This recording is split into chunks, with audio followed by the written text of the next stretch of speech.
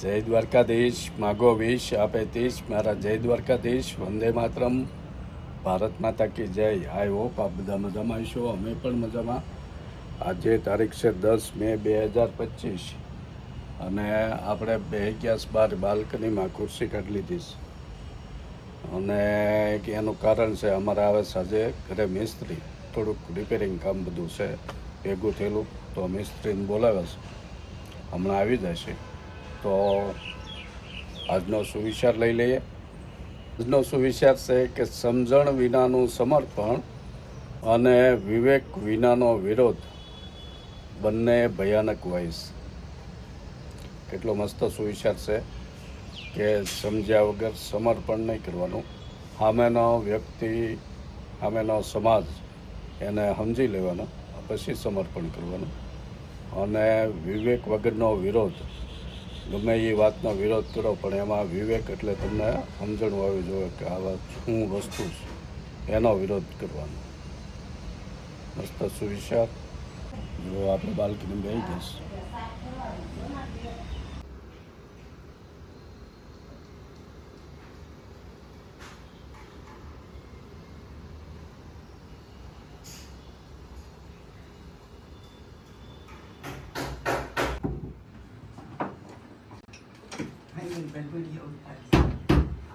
થઈ ગયો ને?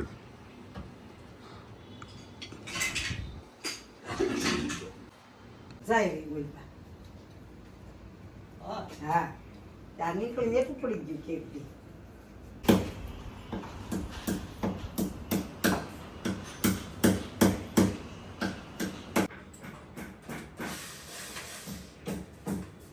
મશીન સિવાય થાય નહીં, નકર હું અમુક અમુકમાં રાતે બધું કહી દઉં, પણ અમુક ન થાય વસ્તુ.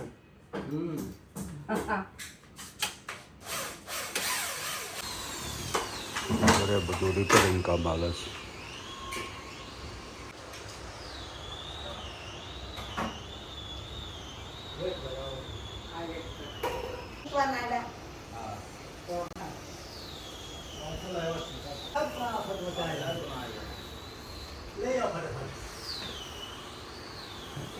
તમારો વાત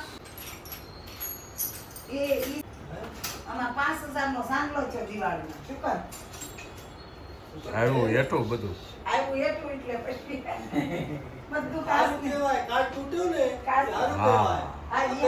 જ્યારે ફર્નિચર થયા ત્યારે કાચ નહીં તૂટેલા હતા, એટલે પાછાથી તૂટેલા છે. જો આ બધું ઘરનું કામ કરાવવું એમ બધું અઘરું.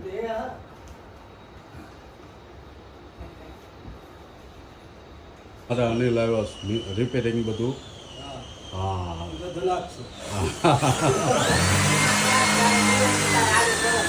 હા, અને આ બધું ફર્નિચર અમારે અનિલે કર્યું છે. હા, અનિલનું કામ સારું છે બહુ.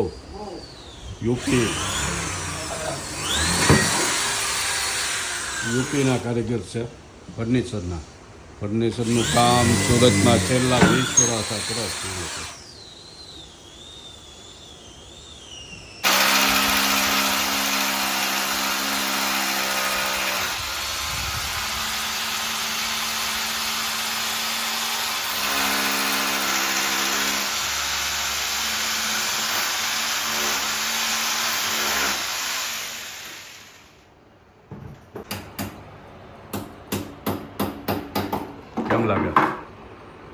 કેમ લાગે હવે?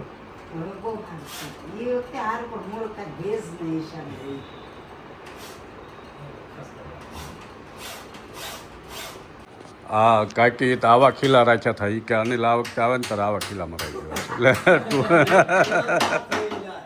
હે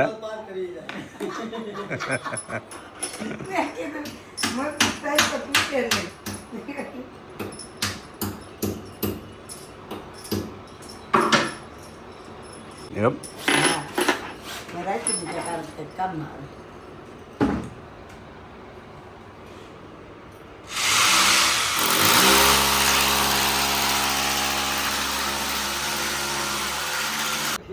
હા પછી ઉપજનું હા ઉપજનું કહે ને એટલું નહીં આવે ને બે. હે અનિલ? ઉપરનું ખેહીને બે હેઠું નહીં આવે ને એમ ના ના એ પિલ્લર છે ભીમ છે ને ટેક એ કોઈ દિવસ નહીં આવે નકર એમાં જાડા ખીલા મારવા જ નથી દે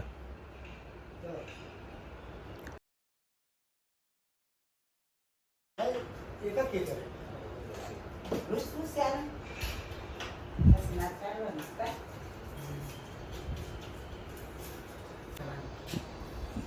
કાકા મોઢે લગાડી દેવાનું એટલે બોલા નહીં કે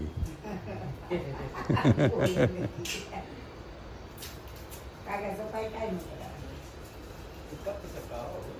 એવું ઉછેરી નહીં હોય અને બા એવું સફેદ ભાઈ ચાલે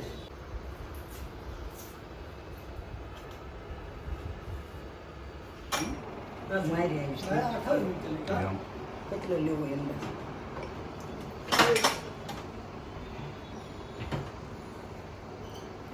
જો આ અમારે કોન્ક્રીટ કબાટ છે એ દિવાળી તૂટીને પડ્યો હતો હેઠો એટલે તે દુનું આમનું પડતર પડ્યું હતું મિસ્ત્રીને સમય નહોતો બહાર ગયા હતા. મિસ્ત્રી ગામમાં ગયા હતા. હા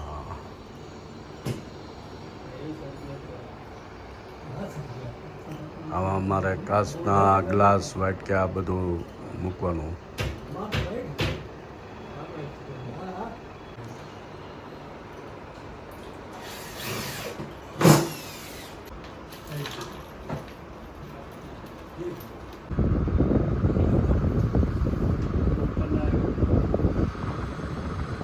નાખી પણ આ મેળાઈ ગયો હજર થઈ ગયો. હા જો અમારો કોન્ક્રીટનો કબાટ થઈ ગયો હવે મિસ્ત્રી વહી ગયા કામ કરીને હવે બધો કચરો પાડેલી સફાઈ કરવી હા. જો બાળકોને વેકેશન ખુલી ગયા અને પાછું ભણવાનું થઈ ગયું ચાલુ એટલે